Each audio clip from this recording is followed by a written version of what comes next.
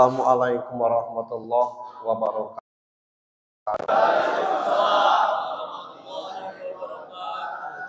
Innal hamdalillah alhamdulillahilladzi anzala sakinah fi qulubil mu'minin yajdadu imanihim walillahi junudun wa kana aliman hakima. Asyhadu an wa asyhadu anna Muhammadan abduhu wa rasuluhu la nabiyya ba'd. Allahumma salli wa sallim wa barik ala sayyidina Muhammad ibni Abdillah wa ala alihi wa sahbihi wa mawala. Qala Allah ta'ala fi kitabihil karim, a'udzu billahi minasyaitonir rajim. Bismillahirrahmanirrahim. Inna a'tainakal kautsar fasholli li rabbika wanhar.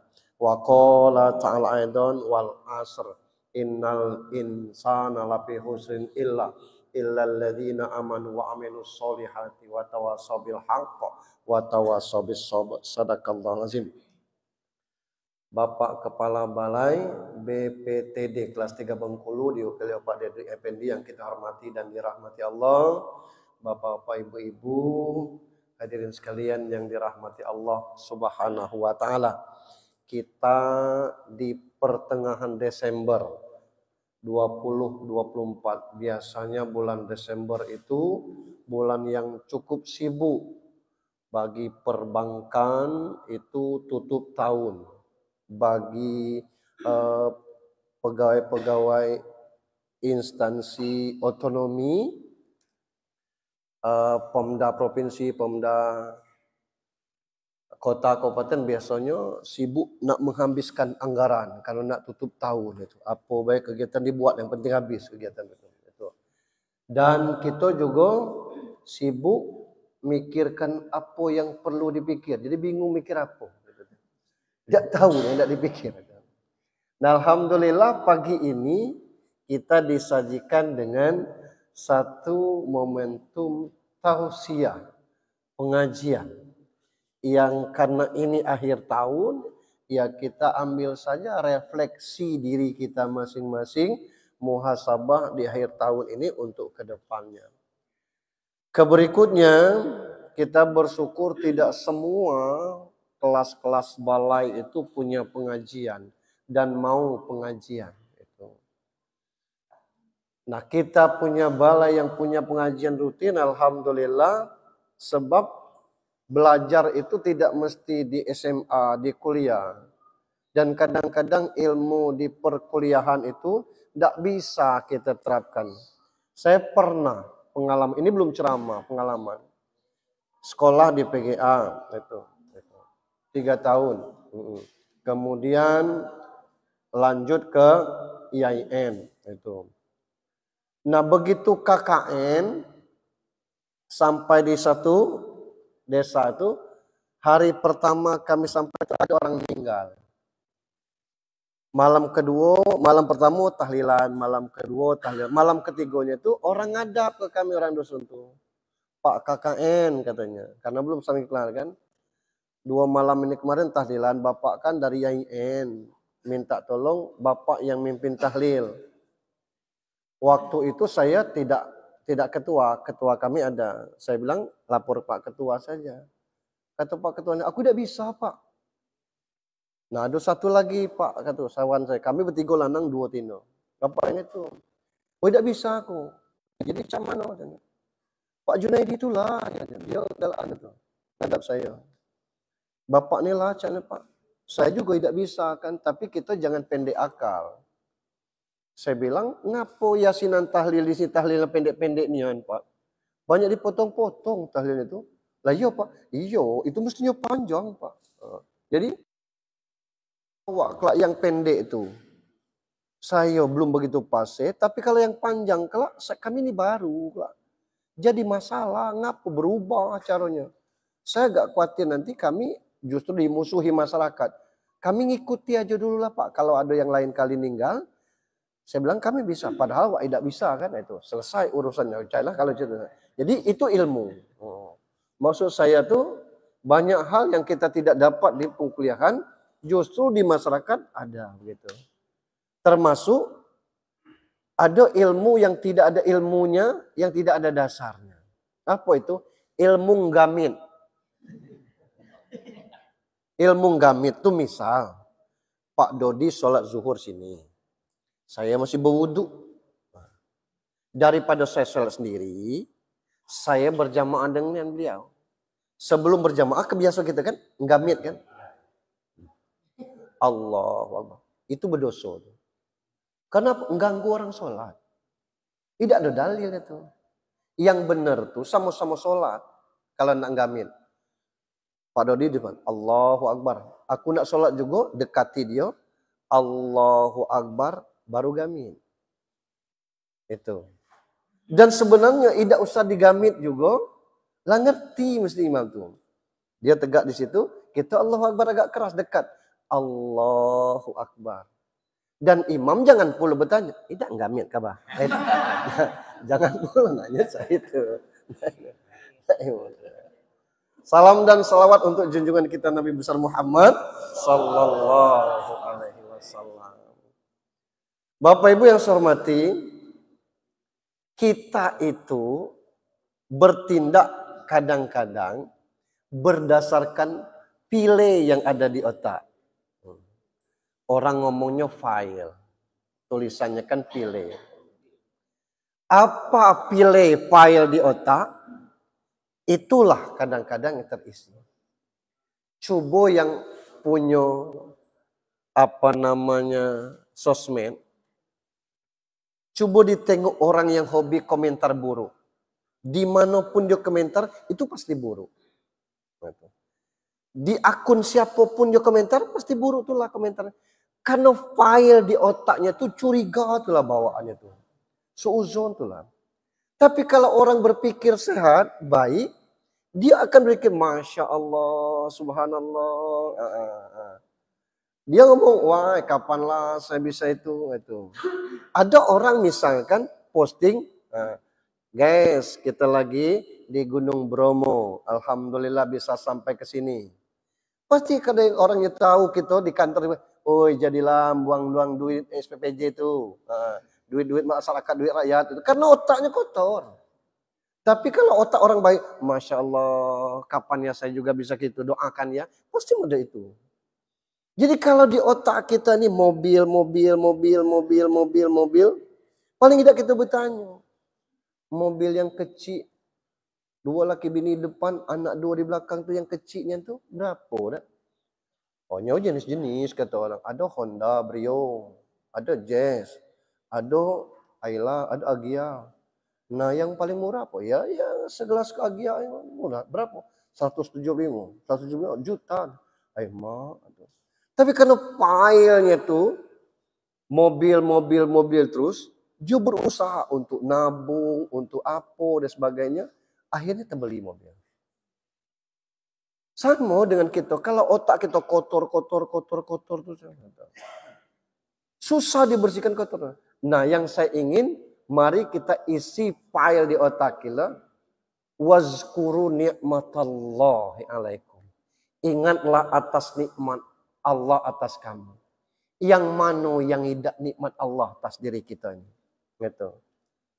Bab kenapa? Kita ini diberi oleh Allah keleluasaan. Maghrib kemarin orang bertanya dengan saya, Pak Ustadz, orang mati bunuh diri itu ketetapan Allah bukan? Saya bilang iya. Sebab tergantung kepada orangnya masing-masing. Tidak jelas saya itu Pak Ustadz, tolong jelaskan. Saya jelaskan. Misal, saya ditakdirkan mati 1 Januari jam 4:40 subuh. Karena kita rajin ke masjid, boleh jadi matinya di masjid. Gitu. Karena jam 4:40 itu waktunya salat subuh. Mati di masjid. Bisa jadi masjid. Tapi kalau saya tiap malam minum, mabuk, sampai ke rumah, orang rumah, ya Allah, celempang, pintu ditutup itu. Bermalu dengan orang. awaklah tua masih mabuk nih, keluar kau dari sini, jangan kau tidur di sini. Bau mulut kau, kata bini. Beribut itu karena pusing, aku minum racun rumput, mati jam 40. Mati bunuh diri, tergantung kepada kita. Kalau matinya ketetapan Allah, bagaimana cara matinya itu. Nah, bersyukur Allah atas segala nikmat, yang nikmat itu innakal kausar. Mau kita hitung, kita tidak sanggup menghitung. Ini belum pengajian, masih pembukaan. Ya. Kita coba membahas antara iman dan akal. Tidak semuanya bisa ditembuskan oleh iman. Tidak semuanya bisa dijangkau oleh akal. Iman dan akal ini sejajar. Kalau ditanya mana yang lebih dulu Pak Ustadz antara iman dan akal, tentu iman. Sebab ngapo? Sebelum kita diciptakan, ruh kita ini sudah disumpah oleh Allah. Dalilnya Al-A'raf 174. Kepada seluruh ruh, tidak ada ruh non-muslim, ruh kafir waktu itu. Seluruh ruh itu disumpah. Tanya Allah kepada ruh, alastu birabbikum. Aku ingin kalian bersahadat, akulah Allah. Jawab ruh kita, bala syahidna. Kami bersaksi, kami bersahadat, engkaulah Allah. Itu iman. Nah setelah itu kita diciptakan oleh Allah supaya iman ini terrealisasi macam mana bentuk pengakuan iman itu di dunia, maka kita dibentuklah tubuh. Dan ini tidak pacak mesan. Misalnya UJH, kau nak lahir di Rejang, di Jawa atau di Arab, pasti aku milih di Arab. Kalau nak lahir dari perut orang Rejang atau perut orang Solo, namanya Iriana, pasti aku milih dari perut Iriana. Buru-buru wapres gitu. Abang pacak milih. Tapi kita tidak pacak milih. Lahir hitam bukan karena mati lampu. Tidak. Lahir putih, mak baknya hitam, kok anaknya putih? Lah datuknya orang Pagaralam, mungkin kan? Bisa jadi. Lah ngapa mak baknya putih, anaknya hitam nian? Bisa jadi setahun berkeluarga belum punya anak, 2 tahun belum punya anak, 3 tahun belum punya anak, 4 tahun belum punya anak, 5 tahun belum punya anak. Tapi ekonominya maju. Ngeluh dengan ustadz, kata ustadz minta ke sana. Ke sana mana? Ya ke Baitullah situ, umroh, minta ke situ. Ayonian pula, ada ayang beb katanya. Umrohnya suami istri ketika selesai dia umroh khusus. Berdua suami istri itu megang Ka'bah di jam 2 malam. Suaminya nangis, ya Rob, kasih kami anak keturunan dari darah daging kami. Lah 6 tahun kami belum dapat keturunan, kami berusaha, ya Allah. Tidak ada tempat kami minta kecuali kepadamu. Kasih kami keturunan. Bininya terseduh-seduh nangis, yang ngamin orang negro belakang, amin. Lah kita. Ini saya begitu. Nah, gitu. Tidak tahu tentang itu. Nah, setelah kita tumbuh besar, maka Allah kasih dari akhir akal. Itulah gunanya kita. Nah, akal ini di dalam Al-Quran tidak Allah buat kata sifat, tapi kata kerja. Afala ta'qilun, afala tatafakkarun. Ngapo kamu tidak berpikir, ngapo tidak menggunakan akal. Nah, iman dengan akal ini maunya itu sejajar. Ya. Kita misalnya ngomong, di mana Tuhan? Lah tidak tahu. Lah ngapo kamu beriman kepada Tuhan? Ngapo kamu sembah? Nah kaji akalnya, orang nanya, Pak Ustadz, di mana Singapura? Ya luar negeri. Pernah ada gitu? Belum. Ya ngapa percaya? Ya kita bisa dengar cerita orang. Bisa baca di buku, Singapura tuh ada singo, pacak muncrat air dari mulutnya. Bahasanya Inggris Melayu, negaranya kecil, ekonominya bagus. Tidak mesti kita ke Singapura situ. Nah sama. Kata orang ini tercipta dengan sendirinya. Tidak ada peran Tuhan di dalamnya. Bisa kita akali segala tentang hal demikian. Izin Pak, kami mulai luar ya. Mohon maaf Pak.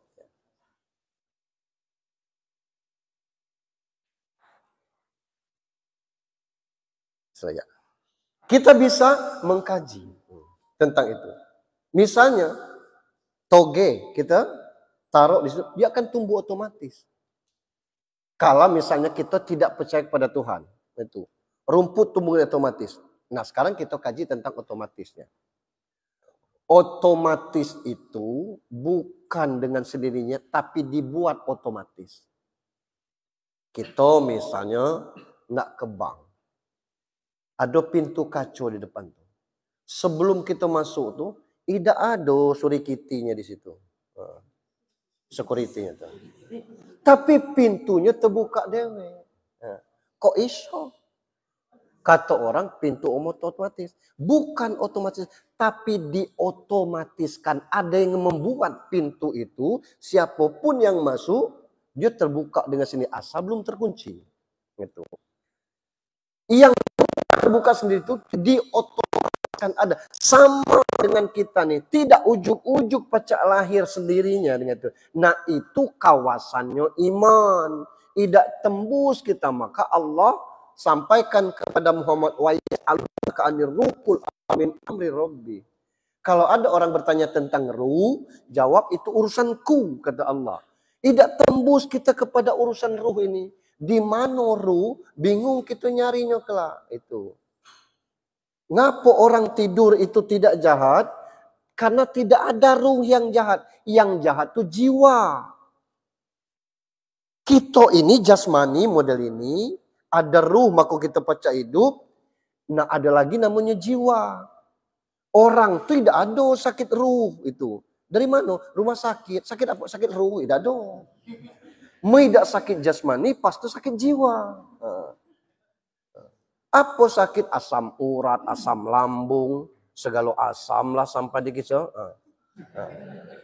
Itu sakit jasmani. Kalau itu sakit jiwa. Nah kita sekarang ini bukan sakit jiwa, tapi kena gangguan jiwa. Bukan sakit jiwa, kena gangguan jiwa. Dan ini bisa dibuktikan kita ini kena gangguan jiwa atau tidak. Ayatnya innalillahi wa inna ilaihi roji'un. Itu ayat pembuktikan kita ini kena gangguan jiwa atau tidak. Kita buktikan. Innalillah artinya kita ini milik Allah. Wa inna ilaihi roji'un artinya kepada Allah kita akan kembali. Kembali kepada Allah itu artinya apa? Mati kan? Nah, bahasa Allahnya raji'un. Bahasa terjemahannya kembali.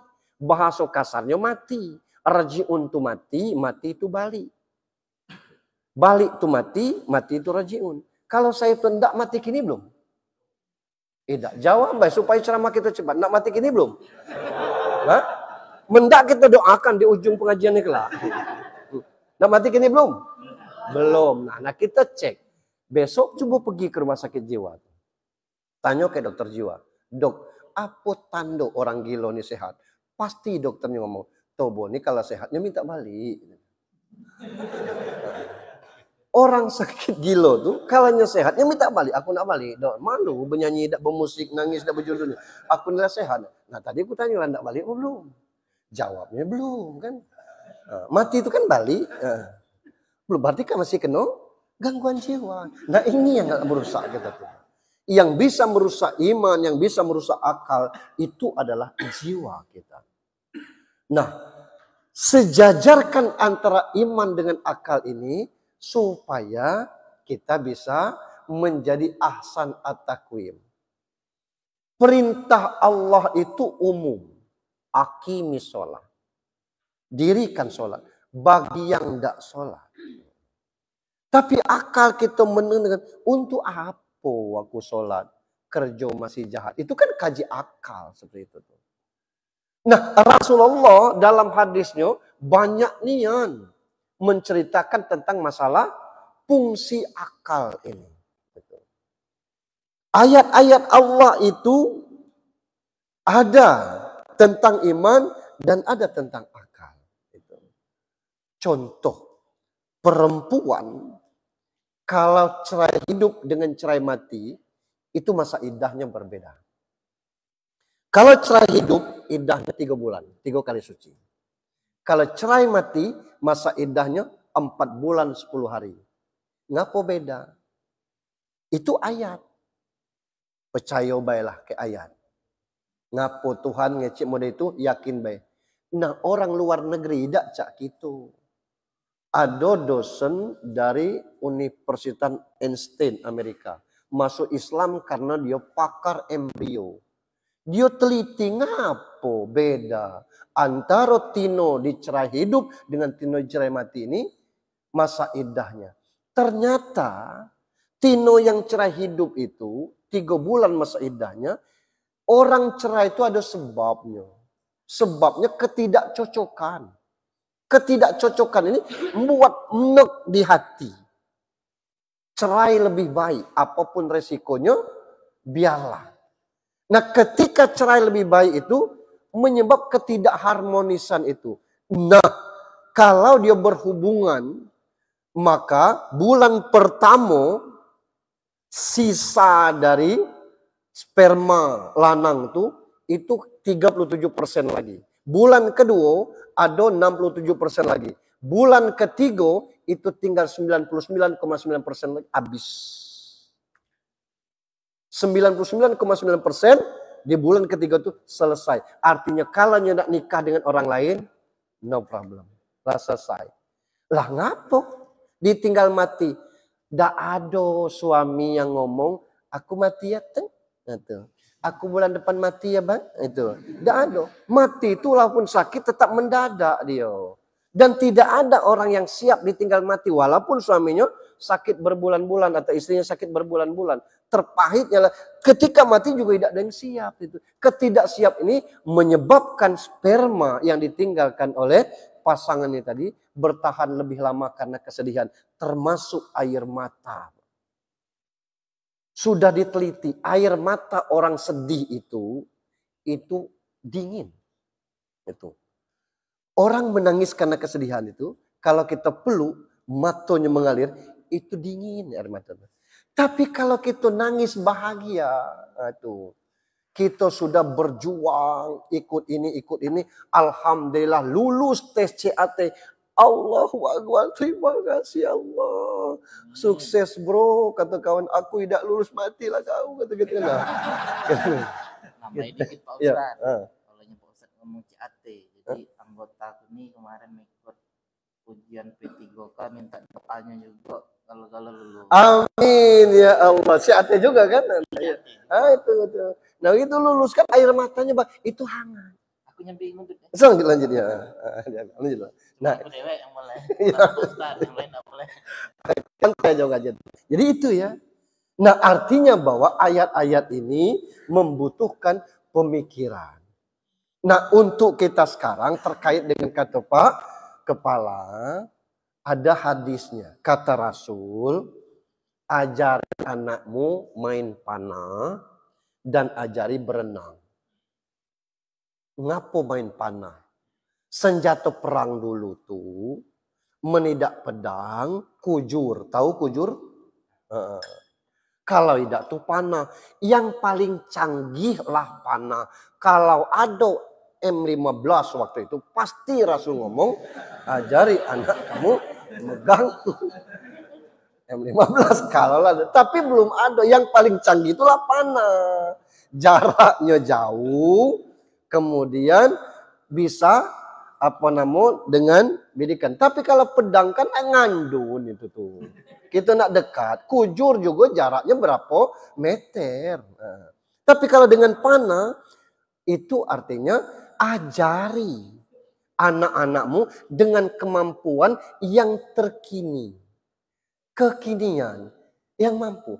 Lalu ajari anakmu berenang. Di mana ada air di Mekah? Syukur ada sumur Zam-Zam. Tidak perlu pacak berenang di dalam itu tuh. Lah terus ngapo Rasul nyuruh berenang? Artinya kalau ada orang Arab bisa berenang, itu kemampuan yang luar biasa. Ngapa? Di Arab tidak ada air. Beda dengan dusun Pak Kepala. Sungai Musi seluas tidak. Meda pacak berenang. Mati kita kalau. Jadi tidak usah diajarkan kita berenang. Apa maksud Rasulullah itu? Kuasai ilmu yang orang tidak kuasai. Supaya kalau berkawin, gaji besar. Lah ngapa? Ilmu kita langka. Diomong baca di bahasa Taiwan bisa, bahasa Cina bisa itu. Boleh, bisa ngomong Jepang, bisa. Bisa ngomong Cina, bisa. Dites, coba ngomong Jepang. Jepang katanya. Nah, lulus dia. Nah ini. Nah, jadi maksud hadis itu bukan berenang di padang pasir itu, tapi maksudnya adalah cari keahlian yang tidak dikuasai oleh orang lain. Nah maka untuk itu kuasai. Kayak mana itu kan ada dikuasai macam mana strateginya. Dan ini terbukti Pak. Maaf, kepala kita cerita tentang ini tadi. Itu. Ada orang namanya S. Kita tidak usah sebut nama lengkap. Pangkalnya S inisialnya. Rumah neneknya di Perhubungan 1. Mak baknya pisah hidup cerai. Dia ini tinggal di kandang emas. Tamat SMA, karena dia ikut maknya janda nih, tidak sanggup lagi dia kuliah. Anak-anaknya berbakti. Kalau ada jamaah yang bujang semalam maghrib, itulah dia tuh, S ini tadi. Kalau ada subuh berjamaah, itulah dia nih, rajin taat orangnya tuh. Nah, setamat SMA, targetnya 5 soal sehari dia kerjakan soal CAT. 5 soal sehari. Berkurung di kamar. Kata emaknya apa kerja kau tuh S? Itu ngerjakan ini Bu. Nah. Dia tengok emaknya belajar 5 soal. Nah kemarin dia tes di Kanwil Kumham. Lah diangkat setahun yang lalu. Begitu dia tes, itu ranking ke-3 provinsi, ranking ke-7 nasional. Nah artinya bahwa apa yang disampaikan oleh Rasulullah kajiakan. Nah agama ini semuanya adalah kaji akal. Yang masuk kita akal. Nah kita sebesar ini sudah lepas tanggung jawab orang tua kita. Sholat masih juga tidak diperintahkan. Nah kita ini makhluk model apa? Nah, itu akal kita tidak berfungsi. Apa sebab seperti itu? Karena jiwa kita buruk. Innan nafs la ammaratu bisu. Walaupun honor di sini itu kelas gajinya beda dengan di tempat lain. Tidak lagi UMR di sini, di atas UMR. Apalagi yang pegawai negeri.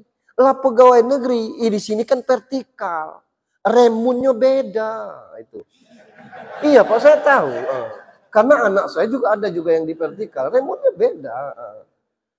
Kelas lulus SMA itu diangkat di tingkat vertikal Pak. Itu tidak lebih kecil gajinya golongan 3A di Pemda Kota, di Pemda Provinsi. Gajinya. Tamat SMA dengan S1. Beda. Lah kita lah tamat S1. Kerja di vertikal. Masih juga nyelot. Bigal. Nah, ini kan tidak berfungsi akalnya tuh. Nah ngapu hal-hal yang kotor itu kita campur adukkan dengan hal-hal yang bersih gitu tuh. Jadi agama kita ini akal. Tidak pantas lagi orang tidak mau sholat itu. Tidak bisa kita perintahkan. Tidak bisa Pak. Kenapa? Wallahi demi Allah itu karena kemurnian buruknya diri kita sendiri. Khatamallahu ala qulubihim wa ala sam'ihim wa ala absorihim. Akulah puas sholat Pak Ustaz. Tapi tidak ada nambah rezeki. Tidak ada kaitannya. Cino tuh matanya tidak buka, rezekinya luar biasa. Itu. Bapak kan mirip baik. Aku aja bapak mato, kata orang ngajak ini mirip Cino juga. Bapak matonya tuh, peknya tersinggung. Jadi itu. Apa khatamallahu ala qulubihim wa ala sam'ihim wa ala absarihim. Jangankan orang lain, Pak. Bapak kandung manggil anaknya, "Bang, di mana kamu?" "Di rumah ya. Habis maghrib ke rumah." "Ngapa ya?" Penting kata Pak. Nah, begitu datang habis maghrib, "Ngapa ya?" "Duduk." "Lah 2 bulan kau tidak sembahyang Jumat." Kata tetangga kau. Kau kira apa tadi? Lah maksud kau? "Ama kau tidak sembahyang Jumat, berarti kau tidak sembahyang 5 waktu." "Bukan aku aja ya. Tetangga tu, aku tidak ngurus tetangga, aku ngurus kau." Kata baknya ke anaknya kandung. Ya tidak perlu tegang, biasa baik ya ngomong ni. Biasa, "Aku ni lah tua. Ibu kau lah tua. Amu kami mati ke lah? Macam mana?" "Ya dikubur." Anak kandung model itu. Jawab itu tuh. Pengamalan Pak Ustaz. Bukan. Berarti segonya kita. Nah jadi sholat ini bukan urusan akal saja, tapi memang murni juga urusan iman. Sampai sebegini Allah tuntun kita. Sampai sebegini Allah arahkan kita. Sampai sebegini Allah bimbing kita. Kita juga masih tidak tembus iman kita untuk tunduk kepada Allah Subhanahu wa taala. Nah, kita ini makhluk jenis apa? Kalau rezeki itu tidak akan tertukar. Yang perempuan yang masih gadis, jangan takut menikah dengan laki-laki miskin. Sebab itu tidak akan memiskinkan kalian. Dan jangan pula bangga dapat suami kaya. Tidak akan mengayakan rezeki kalian karena masing-masing kita sudah ditetapkan rezekinya. Tapi takutlah punya suami yang tidak sholat. Itu. Karena itu pasti hidup dan rezeki kita tidak berkah.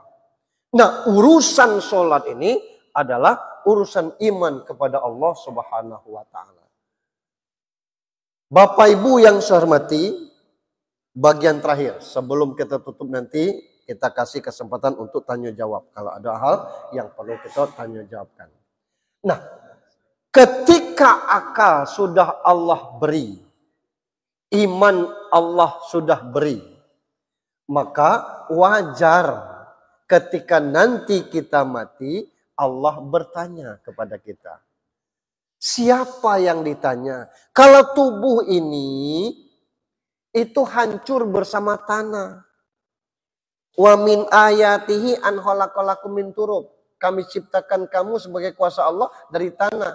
Ayat lain-lain mengatakan minha khalaqnakum wa fiha nu'idukum. Dari tanah kamu diciptakan, ke tanah kamu dikembalikan. Tinggal nanti penyesalan bagi yang hobi mancing. Ngapo binatang yang paling tajam penciumannya itu cacing. Jarak 1 kilometer, cacing masih mampu mencium. Ketika kita dikubur, cacing ngomong, "Dionila, galak nusuk mata anak turun kita." Serbau. Itu resiko bagi pemancing. Jadi jasad ini, macam mana nak minta dipertanggungjawabkan kalau dialah hancur. Ruh sudah kita sebut lagi. Tidak ada ruh baik, ruh buruk. Ruh orang kafir, ruh orang Islam itu sama. Ruh orang miskin dengan ruh orang kaya itu sama. Ruh pejabat dengan ruh rakyat itu sama. Yang bertanggung jawab itu kelak namanya nafs, jiwa. Innan nafs la ammaratu bisu. Sesungguhnya jiwa ini mengajak kepada kemungkaran. Kullu nafsin dha'iqatul maut. Setiap yang bernyawa, berjiwa. Jadi jiwa ini akan mati kelak. Yang bertanggung jawab atas diri kita adalah jiwa kita. Dan luar biasa hadiah Allah. Kalau pacak mengendalikan jiwa ini ada dalam surat Al-Fajr dia. Ya ayyatuhan nafsul mutmainnah irji'i ila rabbiki radiyatan mardiyah fadkhuli fi ibadi wadkhuli jannati. Tidak tanggung-tanggung hadiahnya bagi yang mampu mengendalikan jiwa, maka hadiahnya surga. Yang bertanggung jawab atas diri kita ini adalah jiwa. Kalau jiwa kita baik, sehat, insya Allah bukan masalah banyak sedikitnya. Bukan masalah tinggi rendahnya. bukan masalah hitam putihnya, bukan masalah lapang sempitnya, tetapi adalah masalah bagaimana jiwa ini sehat atau sakitkah. Kalau jiwa kita sehat, semua hidup ini indah. Yang bikin kita tidak nyaman tuh cuma dua kata. Ngapo, kenapa. Kenapa, mengapa. Itu. Nyo belajar ida. Pas malam tes tuh nyo masih main biliar. Ngapo nyo yang lulus aku ida. Ini cuman. Selagi itu bergelayut, kita tidak akan bahagia. Cukup kita ngomong, nasib kau lagi elok. Tolong doakan aku. Mudah-mudahan tahun berikutnya aku bisa lulus. Cak mano kau jawab kemarin tuh? Aku ikut bimbingan tes, kata orang. Lah ngapo kau tidak ngece? Akal aku ngece, banyak ego saingan. Malam tuh betul kau main bilang. Iyo, aku nak enjoy kalau aku nak ngambil masalah berat itu. Kalau aku enjoy dulu. Jadi kalau aku lapres besoknya, aku tuh kena, wah ngicu aku main biliar juga tapi ke bimbingan tes tidak, kan? Nah, salah kau dewe. Nah itu. Selagi itu kita misalnya berusaha nyari ini itu tuh dapat buru itu kasar pulo. Ngapu cak ini jodoh aku, itulah yang diberikan Tuhan itu. Kita juga lanang ini biasa-biasa baik. Lebo mobil dia. Kalau kita terus ngapo, tidak tenang kita, kawan tetap bermobil. Tinggal kita, syarat bahagia itu cuma dua. Tahu diri, kemudian paham dengan kondisi. Selagi kita tidak tahu diri, kita tidak akan pernah bahagia. Maka beruntunglah Allah sudah titip kepada kita, innad dina indallahil Islam. Sesungguhnya agama di sisi Allah adalah Islam. Tinggal kita mau menjalani atau tidak. Nah, kita sholat mungkin tidak akan merubah kondisi kita. Tetap seperti ini. Tapi yang jelas barokah. Itu. Kita tidak sholat mungkin juga seperti ini juga kita. Nah, tapi yang jelas hidup kita kurang keberkahannya. Barokah itu artinya bertambah menjadi lebih baik dari sisi Allah dan dari sisi kehidupan makhluk sosial lain-lainnya. Ada pertanyaan sampai sini yang perlu kita diskusikan? Masalah ini atau masalah yang lain?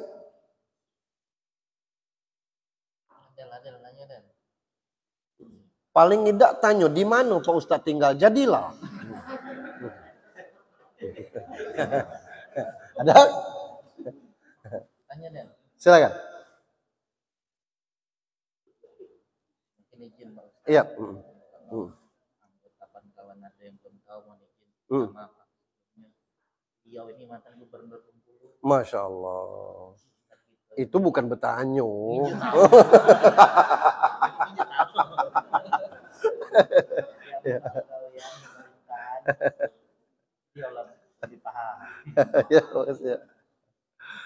Iya, itu sejarah dulu. Orang Bengkulu salah pilih. Ya. Ada? Ada. Silakan. Ya. Kasih, nggak pakai ceroco? Ini ceroco kan? Iya. Kasih ke kakak.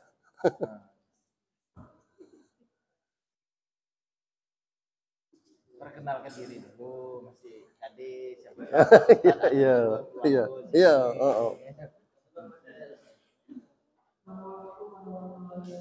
Waalaikumsalam warahmatullahi wabarakatuh.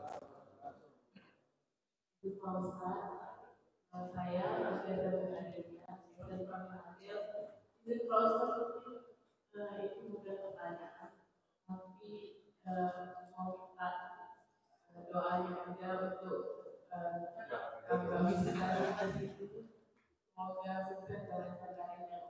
Ya. Terima kasih.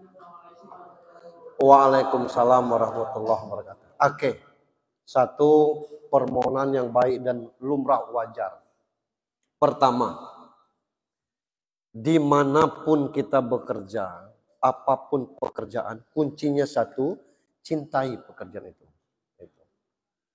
Kalau kita tidak mencintai pekerjaan itu, walaupun kita di bank, tiap hari ngitung duit orang kan, itu dia tetap tidak merasa nyaman. Ruangannya AC, kerjanya, penat aku di sinilah, yang ditengok tembok, tengok dinding itu tuh, balik jam 6 itu tuh, sampai rumah malam ini, penat dia. Dimanapun dia bekerja, dia tidak akan nyaman. Gitu. Karena dia tidak mencintai pekerjaannya. Gitu. Sama, kalau orang tidak hobi olahraga, jangan diajak olahraga. Gitu. Kita hobi misalkan, badminton dan sebagainya. Tekilir yang kalau tidak ikut, kalau tidak, gitu jadi balaknya, jadi masalah tuh. Nah, aku kan tidak galak main ini. Ya aku kan tawarkan kalau kan tidak main raket aduh. Cuman itu aja tadi. Nah, itu karena dia tidak hobi. Tapi kalau orang hobi, dia sanggup mengeluarkan duit untuk hal yang demikian itu. Nah, sama dengan agama nih. Kita cintai Rasulullah tidak cukup dengan bersalawat saja. Tapi apa pokok yang jadi sumber mencintai Rasulullah itu sangat cinta kepada kita. Buktinya sebelum mati dia masih ingat ummati.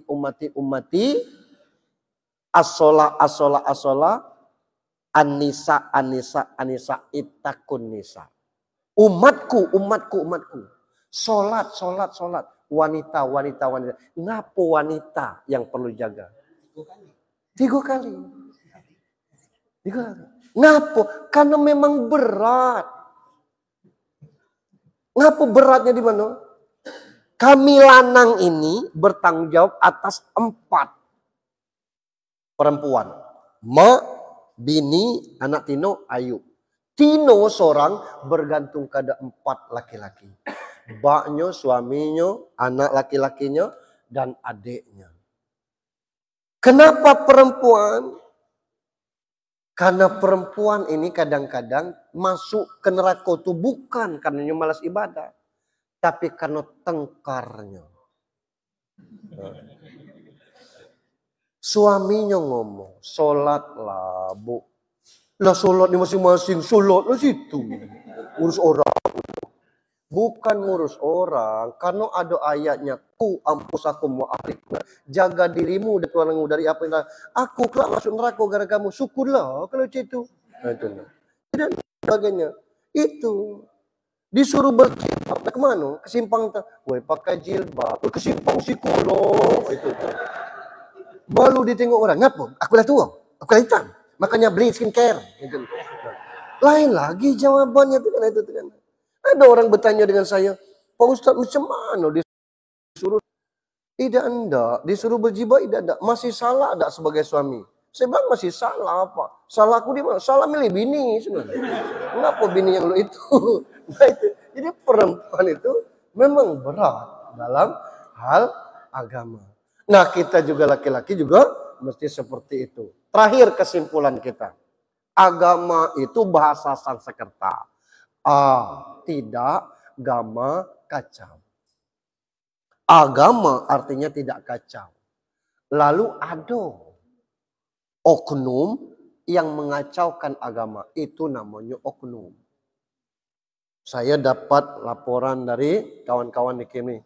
Ngomong selawat Naria, selawat Badriyah itu syirik. Saya bilang, macam mana dinilai syirik? Kalau kita nak syirik galau-galau, berapa banyak lagu yang mengandung syirik? Senyumnya, duhai manis sekali, membuat pria setengah mati. Itu kan luar biasa syiriknya. Senyumnya bikin kita setengah mati. Matanya, duhai tajam sekali, setajaman menusuk jauh ke lubuk. Mata siapa yang pacak nusuk hati?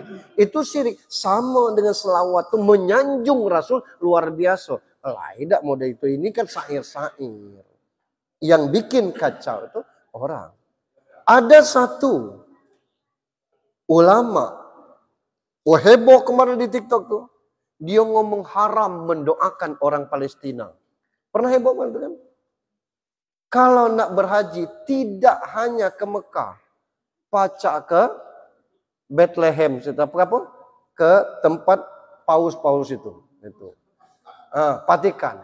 Siapa tidak pakai kopiah merah putih, tidak sah sholatnya. Orang tanya dengan saya, macam mana itu Pak Ustadz? Lah gampang, saya bilang. Kalau semua orang mengatakan ini aqua, walaupun tidak ada bacanya, aqua. Aku ngecek ini sirup, jangan dipercaya. Aku ngecek ini sirup, ini kena dua sebab. Pertama, aku dibayar untuk ngecek ini sirup, atau yang kedua aku mabuk. Lah, tidak kena dua itu apa sebab? Orang ngecek aqua galau, aku ngecek sirup. Mabuk, lanang ini. Nah ini kita. Jadi agama ini membuat kita menjadi aman, tidak kacau dalam berbagai bentuk. Hanya saja ada yang tidak sanggup kita pikirkan, jangan pakai akal lagi, pakai iman. Seperti kayak ruh itu tadi, tidak sembuh, tidak sanggup kita menembuskan dengan pikiran, pakai iman. Kayak surga, kayak neraka. Tidak tembus dengan kita. Nah kita pakai iman. Tapi macam mana gambaran surga sudah Allah ciptakan di dalam perut. Ngapa? Orang di surga itu tidak makan, tidak minum. Walaupun dia makan sekenyang-kenyangnya. Tidak mising, tidak kencing. Walaupun dia makan sebanyak-banyaknya. Di surga itu kelak. Tidak ada toilet di surga. Jangan pernah kita bercerita, aku biarlah masuk surga jadi jago toilet meja. Tidak ada. Karena Allah sudah buat pilot projectnya di dunia. Kapan itu? Dalam perut. Bayi umur 4 bulan itu sudah bernyawa. Resiko sesuatu yang bernyawa harus dikasih makan. Pohon-pohon itu makan dari daun-daunan, dari akarnya. Binatang makan dari carian ibunya. Nah, orang dalam perut itu makan dari tali pusat. Maka apapun yang dimakan maknya itu akan sampai kepada anaknya. Maknya makan sayur, anak tuh dapat sari sayur. Maknya makan buah, anak tuh dapat sari buah. Maknya makan mie, anak tuh dapat sari mie. Gitu.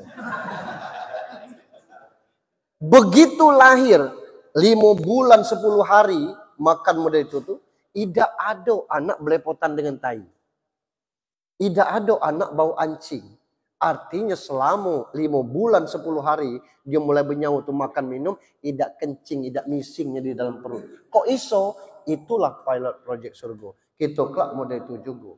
Nah keyakinan seperti ini mesti kita tumbuhkan. Dunia ini makin berkembang, dia makin maju, dan kadang-kadang kitanya justru makin rusak.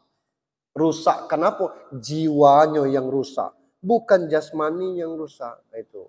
Tapi jiwa yang rusak. Ketika jiwa itu yang rusak, itulah yang mempelopori kejahatan dalam berbagai bentuk tindak kriminal. Itu. Orang bertanya, apakah rezeki orang korupsi itu termasuk rezeki dari Allah? Iya, rezeki dari Allah.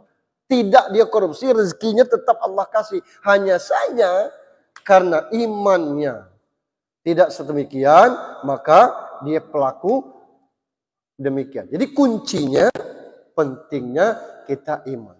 Tidak bisa kita ukur macam mana ke depan hidup kita. Maka jangan pernah kita sombong sebab kita tidak tahu dunia ini berputar. Tahun 2024 ujung kita sini. Tapi 2035 kelak kita tidak tahu tebel-tebel ini jadi kepala perwakilan di mana. Mungkin bisa jadi di jabat eselon 1.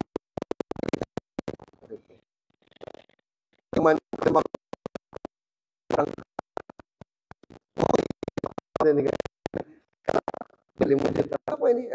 Untuk jajan itu. Alhamdulillah. Saya pikir demikian ya, karena saya tidak ke Taiz. Ada jadwal khatib di Taiz sekaligus pengajian. Mohon maaf, mudah-mudahan apa yang disampaikan oleh Pak Kapolres tadi, Kepala Balai yang kemarin sudah melakukan seleksi dalam penerimaan P3K di lingkungan BPTD Bengkulu ini lulus, dan yang belum lulus bukan berarti kita belum berhasil, tetapi Mungkin Allah masih menguji kesabaran kita itu. Nah, dengan kesabaran seperti itu, kita tidak tahu, bisa jadi ada yang lebih baik dari belakang itu yang Allah berikan kepada kita.